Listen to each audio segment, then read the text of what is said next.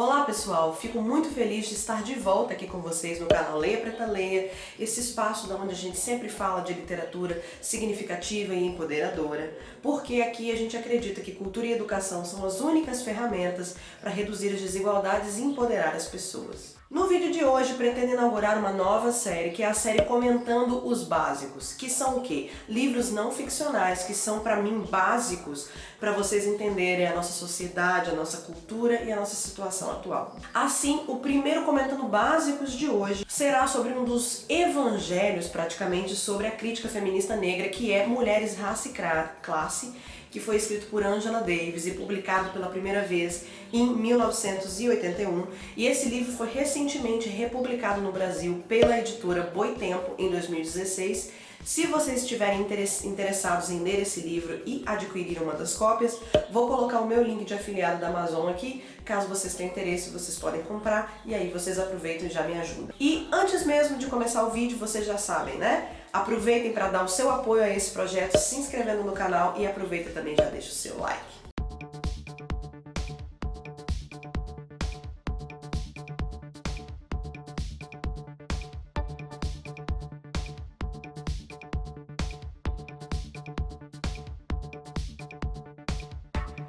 Senta que lá vem história. Angela Yvonne Davis nasceu em janeiro de 1944 em Birmingham, Alabama. Alabama, que como muitos de vocês sabem, foi um dos piores estados segregacionistas dos Estados Unidos em relação aos negros, então é uma autora sulista. Ela é professora emérita de estudos feministas da Universidade da Califórnia e filósofa socialista. Durante a década de 60, ela se tornou famosa por militar no Partido Comunista Americano e também foi uma grande militante de movimentos negros e feministas, sendo filiadas a organizações como Black Power e os Panteras Negras. E ela mexeu tanto com o ambiente da época que se tornou uma dos 10 fugitivos mais procurados do FBI na década de 70, quando ela tentou ajudar a fuga de prisioneiros políticos no Tribunal de São Francisco. E por isso ela fugiu do estado e foi intensamente caçada pelo FBI durante os meses, até ser presa em outubro de 1970 sob uma acusação de terrorismo. E o Estado, mais uma vez, aí usou o lawfare, que é o quê? A manipulação da legislação para colocar presos políticos na cadeia acusados por outros crimes. O período de julgamento dela durou muito e trouxe uma forte pressão social e toda uma discussão sobre a condição dos negros na sociedade, sendo alvos de protestos contínuos de pessoas famosas como a Nina Simone, John Lennon, Yoko Ono e os Rolling Stones. E no julgamento final ela chocou o público aparecendo lá vestida de preto, né, lembrando as cores do Pantera Negras, e ostentando um afro enorme, né, e isso mostrando que ela não tinha vergonha das suas raízes negras. O período de 18 meses de prisão da Angela Davis, que ela trata inclusive no seu livro Angela, uma biografia, que também foi publicado pela Boitempo em 2018, link aqui para vocês, culminou com a libertação de Angela, e a campanha Freedom for Angela correu o mundo e gerou bandeiras, camisetas, bottoms, passeatas e tantos outros, né? Ela escreveu vários livros, muitos deles sobre a vivência da mulher negra e sobre a situação carcerária do país, dos Estados Unidos, que é o país que tem a maior população carcerária do mundo, 2,6 milhões de presos, né, no último censo, que acho que foi em 2016, se eu não me engano, sendo que a grande maioria desses presos são negros, né? Pasmem. E ela, inclusive, foi uma grande ativista pela abolição da pena de morte na Califórnia. Angela já esteve no Brasil algumas vezes e a sua última vinda ao Brasil foi em outubro do ano passado, quando ela esteve aqui para participar do lançamento da Boitempo, que foi Angela, uma biografia, que eu falei em 2018, mas na verdade foi 2019. E, inclusive, ela deu uma super palestra de 2 horas de duração, chamada A Liberdade é uma Luta Constante. Eu vou colocar o link dessa palestra aqui para vocês assistirem. A palestra está legendada e é super maravilhosa.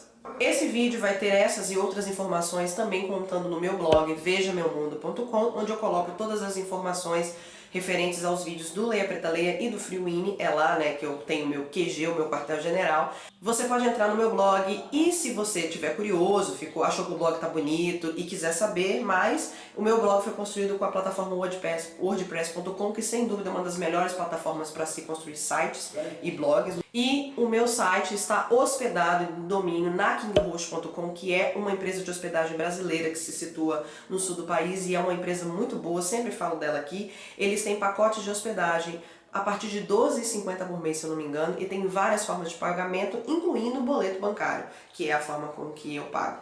Então, caso você esteja interessado, vou colocar o link aqui da KingHost para você, o meu link de afiliado de lá. Mulheres, Raça e Classe foi o primeiro livro de Angela Davis a ser publicado no Brasil e ele é o pilar de tudo que defende a autora, que é o quê? A interseccionalidade de todas as maneiras, né? E entre todas as bandeiras. E aí, Angela vai além nesse livro em sua análise, porque ela trata da questão da população negra e da mulher negra americana, traçando as raízes da opressão desde o momento da escravidão. E vocês vão encontrar similaridades muito grandes da situação da população negra americana com a situação da população negra brasileira. Eu vou analisar capítulo por capítulo e mostrar para vocês um resumo do que esses autores falam por capítulo. E no livro da Angela Davis eu vou começar pelo prefácio, que foi escrito por ninguém menos que Djamila Ribeiro, que é uma das grandes filósofas mais proeminentes do século XXI no Brasil. Ela começa com o seguinte parágrafo: Angela Yvonne Davis é uma mulher à frente de seu tempo. E dizer isso não é afirmar que ela esteja desatenta às questões que afetam a sociedade em seu momento histórico. Ao contrário, significa apontar o potencial revolucionário de seu pensamento, que nos inspira a pensar além e sair do lugar comum. Nesse prefácio, a Djamila fala um pouco, bem brevemente, sobre a biografia da Angela Davis e dá muito destaque a essa caçada, né, que ela sofreu pela prisão do FBI e da campanha mundial da Angela que levou à libertação.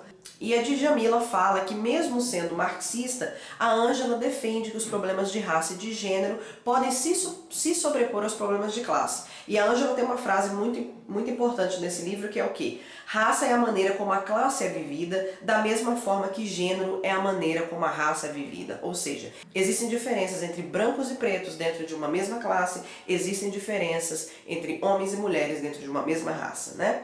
E assim ela vai fazer uma crítica da esquerda ortodoxa, que costuma dizer que os desafios e a primazia das lutas de classe sobre a primazia do gênero e da raça. Então a Djamila vai apontar que é nesse livro que a Davis apresenta o debate sobre o encarceramento em massa e traz as suas propostas sobre o que ela chama de abolicionismo penal. Que ela mostra, a Angela Davis mostra no livro dela que o punitivismo, ele não adianta, ele não é uma boa saída para o combate da criminalidade e a violência, combatendo a violência não funciona, já que as altas taxas de encarceramento nos Estados Unidos não refletiram em reduções nas taxas de criminalidade, pelo contrário, a criminalidade só aumentou. E dessa discussão eu indico para vocês o vídeo que eu fiz aqui sobre o documentário A 13ª Emenda e o próprio documentário que tem a participação da Angela Davis explicando isso, que encarceramento de massa da população negra americana não é necessariamente baseado numa realidade estatística e nem reflete diminuição da violência. O livro é dividido em 13 capítulos em que Angela vai esmiuçando a realidade da mulher negra e do homem negro também, que muitas vezes é uma mulher pobre, e ela vai levando a discussões sobre diferenças nas abordagens feministas que existem entre mulheres brancas e negras. E aí ela vai desmistificar mitos relacionados ao gênero feminino, tanto aqueles colocados sobre as mulheres brancas, mas principalmente sobre aqueles colocados sobre as mulheres negras.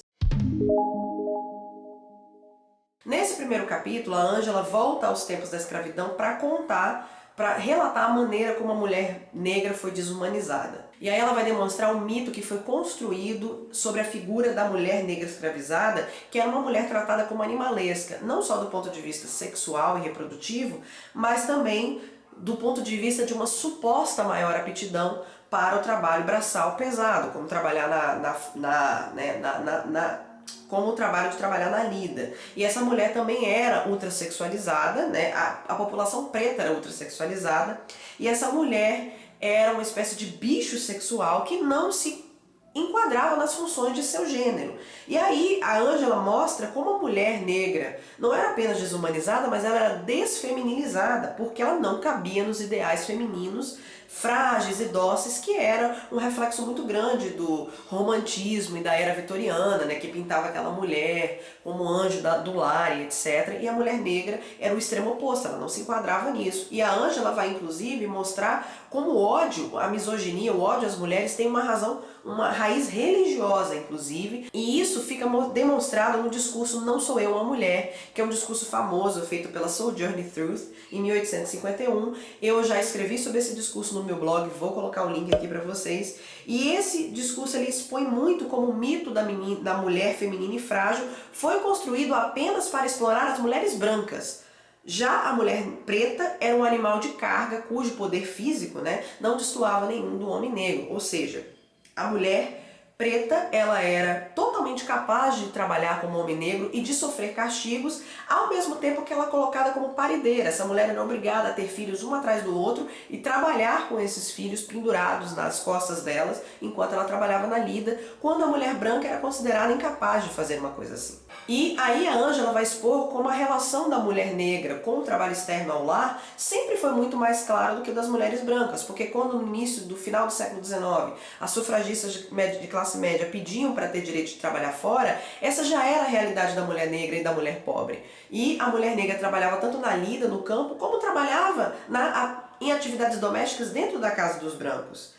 E assim, a mulher negra era considerada igual ao homem negro do ponto de vista do sistema escravocrata, exceto na hora da punição. Porque na hora da punição, a mulher negra era punida tanto quanto o escravo negro, mas adicionavam uma punição mais que era o estupro, porque naquele momento o estupro botava a mulher negra dentro do seu lugar de inferioridade feminina. E o capítulo também trata da estrutura da família negra, né, e da divisão do trabalho dentro da família escravizada, e que constrói esse mito da mulher negra amazônica que emascula o seu marido.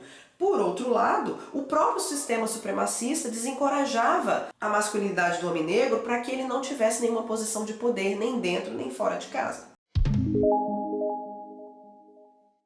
Esse capítulo é muito interessante porque ele mostra como em determinado momento, lá no seu primórdio, o movimento sufragista, o movimento feminista, proto-feminista, andava paralelamente, assim, de braços dados com o movimento abolicionista e anti-escravagista. O movimento feminino, inclusive, chegou a ser amplamente apoiado por lideranças masculinas negras como o Frederick Douglass, que é um grande ativista negro, né, do século XIX americano. Da mesma forma que nessa primeira fase do movimento pelos direitos femininos americanos, que ocorreu em meados do século XIX, teve um amplo apoio de diversas ativistas anti-escravagistas negras, como a Harriet Tubman e a própria Sojourner Truth. E assim também muitas das lideranças feministas do norte americano, como a Susan B. Anthony, eram a favor da libertação de escravizados e dos direitos dos negros. Se você quiser saber um pouquinho mais sobre a Susan B. Anthony, já fiz um vídeo dela, vou colocar aqui para vocês assistirem. Mas aí, gente, não se engane, porque a Ângela também vai usar esse capítulo para expor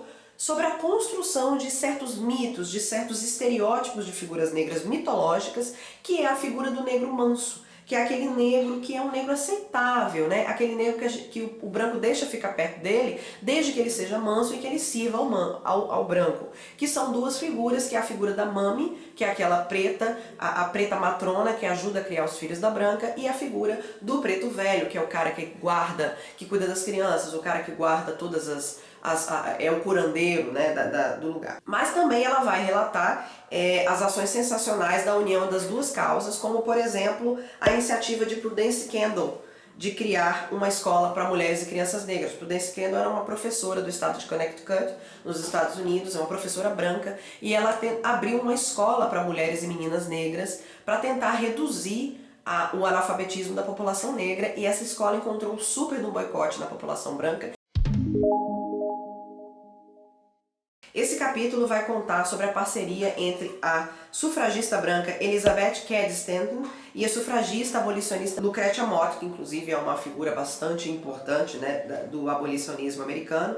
E aí esse capítulo ele vai tratar da origem do movimento das mulheres nos Estados Unidos, que foi inspirado um pouco inspirado, muito inspirado pelo movimento abolicionista, mas que se opunha à supremacia masculina dentro da campanha anti-escravagista, porque a maioria dos líderes dos grupos abolicionistas eram homens, inclusive homens brancos, tá? Assim, em seu início, a luta pelos direitos das mulheres acabava indiretamente sendo apoiada pela população negra durante a luta da sua própria liberdade, e aí ela passou a chamar a atenção dos Estados Unidos em meados do século XIX. E a primeira preocupação desse proto-feminismo, como a Angela Davis expõe, era o formato do casamento tradicional que prejudicava muito as mulheres, principalmente aí as mulheres brancas de classe média, que além de não poderem votar, elas não tinham direito à propriedade, elas não tinham direito aos próprios filhos, nem a si mesmas, elas não tinham independência moral dos maridos, elas eram consideradas uma continuação dos seus maridos e elas tinham que ser submissas a eles. E assim, a autora apresenta marcos históricos em que mulheres brancas e pretas estiveram juntas a favor dos direitos femininos e a favor dos direitos do povo preto, e como, no início, esses dois grupos estavam unidos contra a opressão racial e sexual. Aí, esse capítulo, o quarto capítulo, ele vai contar sobre um desdobramento dessa união, que foi um momento de cisão entre os dois movimentos, que ocorreu entre a divisão entre as mulheres brancas e negras dentro do movimento dos direitos civis. Isso porque essa pretensa união de causas ficou impedida pelo racismo estrutural, pela estrutura de classe e pelo patriarcado. E isso começou aí pela discussão do sufrágio, porque naquela época o voto estava sendo buscado tanto por mulheres brancas como pelo povo negro, principalmente por homens negros. E se para as sufragistas brancas, principalmente as sulistas, racistas, esse voto seria um igualador social entre os pretos ex-escravizados e as mulheres brancas. Mesmo após a abolição da escravidão, nos anos 860, a realidade do povo preto era de pobreza, falta de acesso a serviços e educação, e o constante terror de ataques causados por linchamentos de gangues racistas. Contudo, era mais fácil nessa fase eles conseguirem o sufrágio dos homens negros do que das mulheres brancas, porque os políticos estavam interessados em atrair essa população, mas ao mesmo tempo eles eram super machistas. Então eles estavam a fim de ignorar aí um pouco o racismo, o nojinho contra o povo preto e deixar os homens negros votarem, mas não conseguiam pensar em deixar as mulheres brancas votarem. Mas, mesmo assim, seria uma conquista extraordinária para o povo preto. Então, ativistas negros e negras começaram a tentar buscar o sufrágio negro masculino. E essa foi a gota d'água para o movimento sufragista branco, porque muitas dessas mulheres eram mulheres racistas, que elas não aceitavam que homens negros, que elas consideravam pobres e sem instrução, conseguissem o voto primeiro do que mulheres brancas de classe média instruídas. Já em relação ao sufrágio negro feminino, isso nem passava em pauta, porque as mulheres brancas consideravam as mulheres negras ainda mais inferiores aos homens negros, né? E elas tinham tão pouco acesso à educação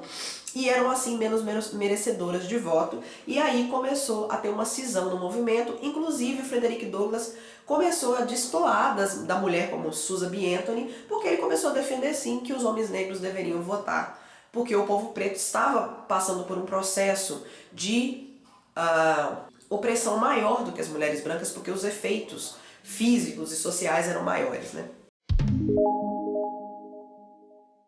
Nesse capítulo, a Angela vai tentar identificar quais foram os efeitos da tentativa de emancipação feminina da vida das mulheres negras, pelo menos até os anos 30. Após a abolição da escravatura, a maioria das mulheres negras elas ocupavam posições de trabalho no campo, quando elas viviam no campo, né? Ou então de empregadas domésticas, quando elas viviam na cidade.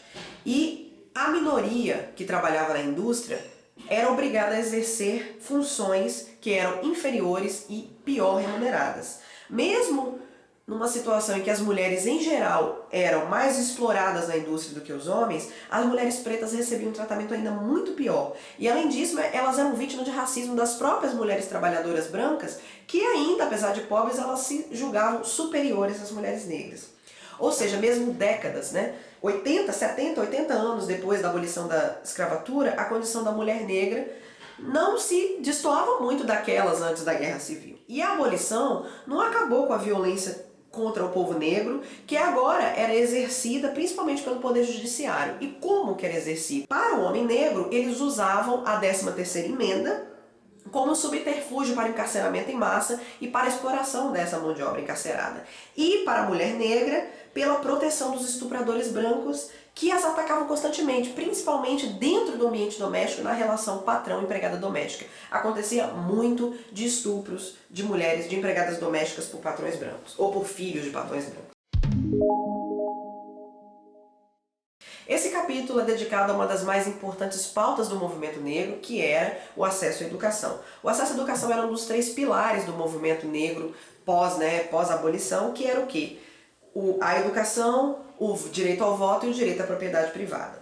E aí a Ângela coloca exemplos no capítulo de iniciativas geradas por ativistas brancas e negras nos estados do Sul durante o período da Reconstituição, que foi o período entre 66 e 76, depois aí da Guerra Civil, que eram iniciativas para tentar sanar o grande taxa de analfabetismo de negros, e aí ela retoma de novo a iniciativa muito corajosa da Prudence Kendall, nessa tentativa de educar mulheres e crianças negras, né, que ela sofreu boicote, etc. Nesse capítulo, a Ângela vai ressaltar que nem sempre o racismo foi uma preocupação do movimento feminista, do movimento sufragista. E ela também vai nos falar de como isso gerou o nascimento das associações de mulheres negras, que eram associações que nasceram nos Estados Unidos pela emancipação das mulheres negras e surgiram antes mesmo da Guerra de Secessão, antes mesmo da abolição da escravatura.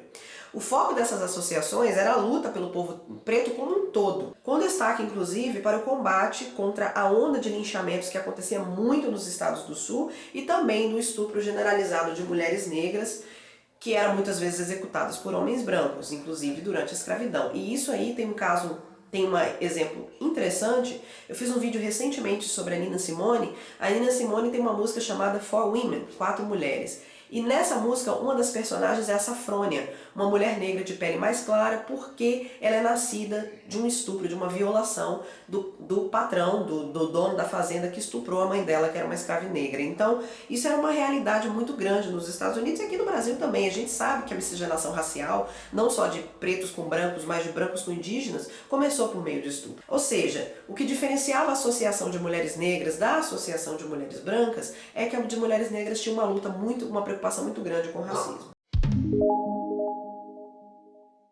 E aí esse capítulo ele vai esmiuçar e vai pesquisar, vai investigar a construção dessas associações de mulheres negras e vai falar das líderes, né, dessas associações. E uma grande ênfase é dada à moda dos linchamentos feitos por hordas racistas no sul dos Estados Unidos, que eram hordas de homens brancos e algumas mulheres brancas linchando homens negros, né? E aí a violência sexual ou assédio contra mulheres brancas era sempre usada como um subterfúgio para isso, para esses linchamentos. Inclusive, muitos dos casos eram mentira, inclusive. E aí o capítulo fala sobre a figura da ativista negra Ida B. Wells, que foi uma ativista que fundou e dirigiu um jornal do movimento negro na década de 1980 em Memphis, no Tennessee, bem no meio do caldeirão. E nessa redação ela sempre expunha constantemente esses casos de linchamento e ela investigava, ela provava que não tinha nada a ver, que o preto não tinha assediado a mulher branca, que tinha sido apenas um subterfúgio para violência, e até que uma gangue racista invadiu o jornal dela, botou fogo no jornal e ela teve que fugir para Nova York e lá ela fundou um segundo jornal e também ajudou a fundar a Associação União da Lealdade Feminina e também ela se manteve ativa e ajudou a fundar dezenas de outras manifestações.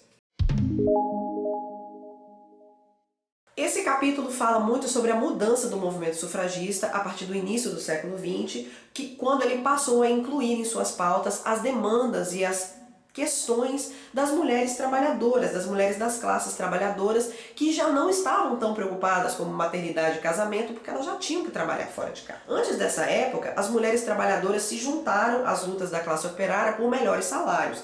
E essas lutas elas eram lideradas por homens, né? Então eram lutas que falavam sobre condições de trabalho, diminuição de jornada, sobre melhores salários. E para elas o sufrágio universal não era bem uma questão, elas não estavam ligando, era uma coisa muito abstrata se comparasse com os seus problemas diários.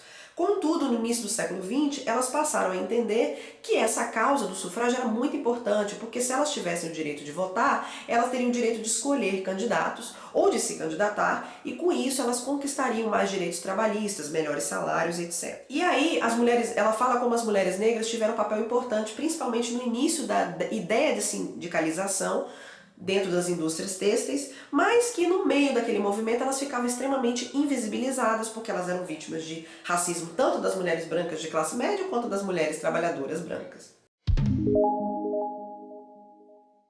A Ângela é uma acadêmica socialista, então nesse capítulo ela vai expor tanto as coisas positivas quanto as negativas ali do início do Partido Socialista Americano, né? Principalmente em relação com as pautas femininas e as pautas negras. E aí ela vai expor como desde o começo o Partido Socialista se juntou à causa feminista por direitos e pelo voto.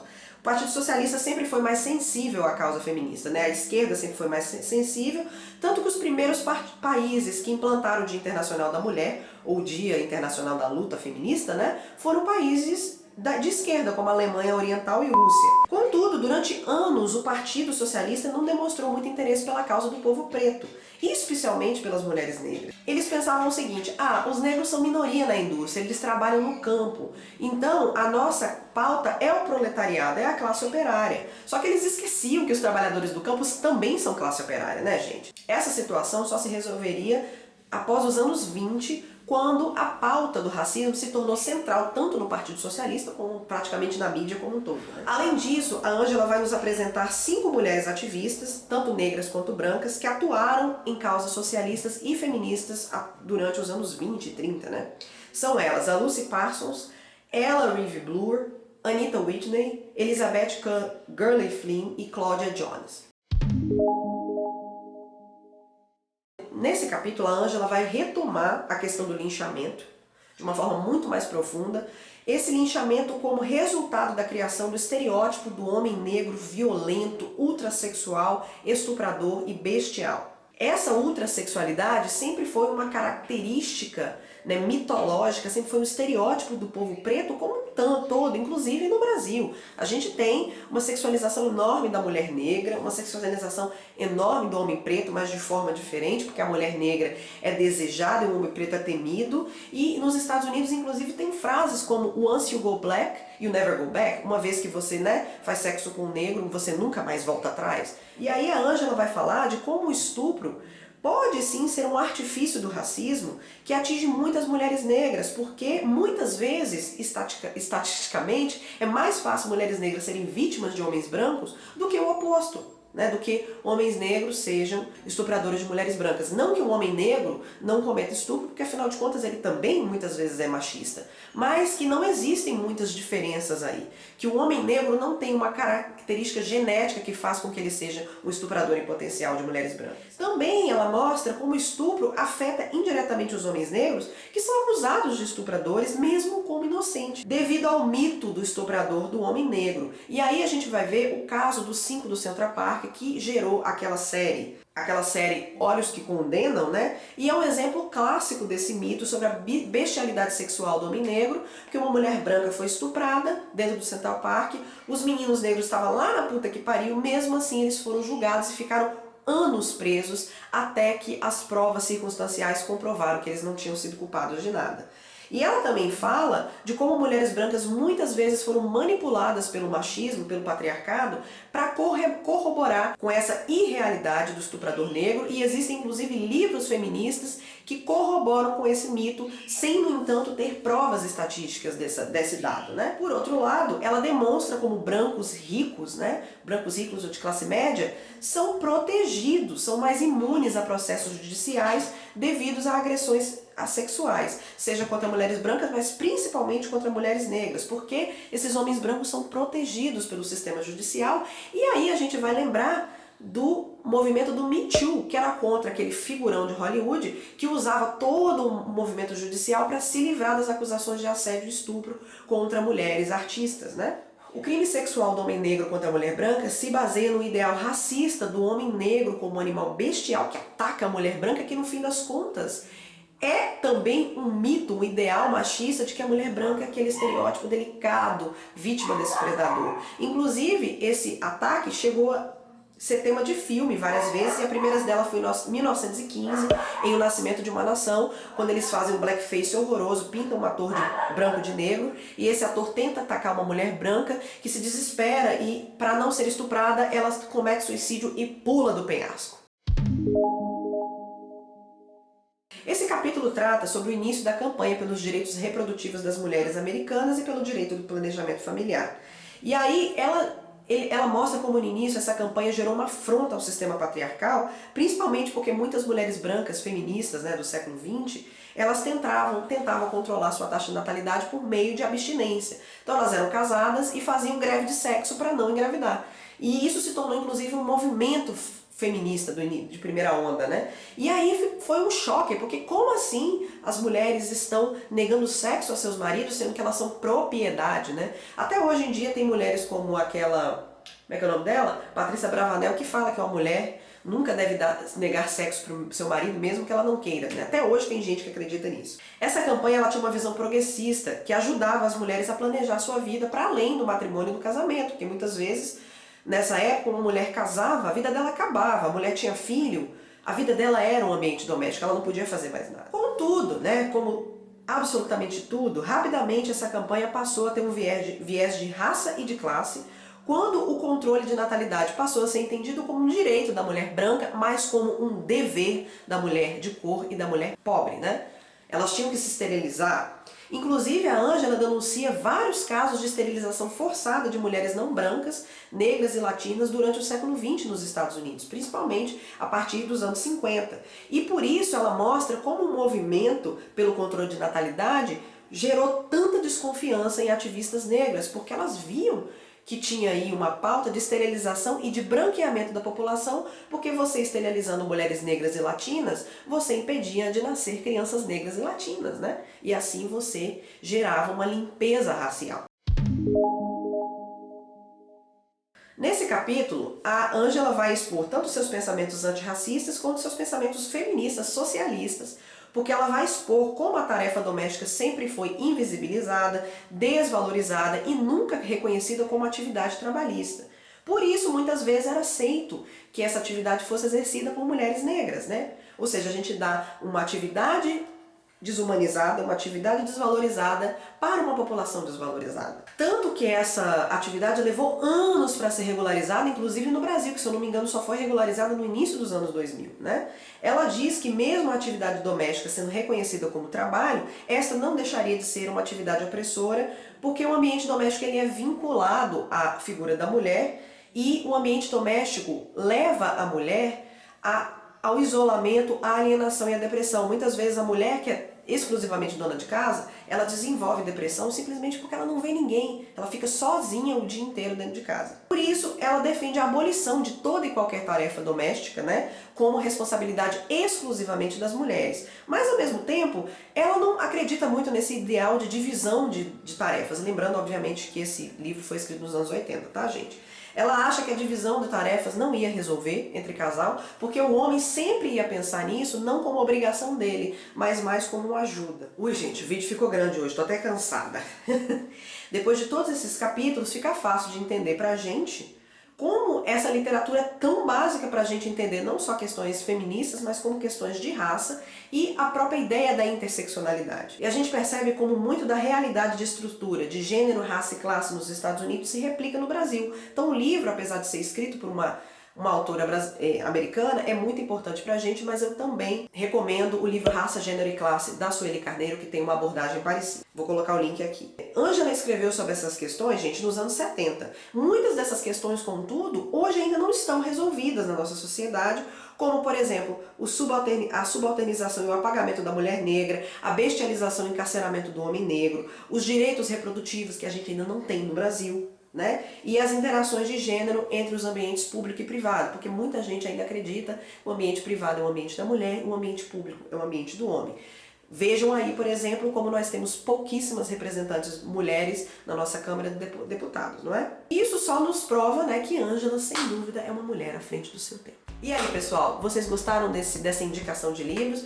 Peço desculpas pelo vídeo ser muito grande, mas não tinha como fazer um resuminho, né, de um livro tão importante para vocês. Ressalto mais uma vez que os links para adquirir essa bibliografia estarão aqui embaixo. Se você gostou, dê o seu apoio a esse vídeo, dê o seu apoio a esse canal, para a gente, né, crescer mais esse ano de 2020, se inscrevendo e deixando o seu like.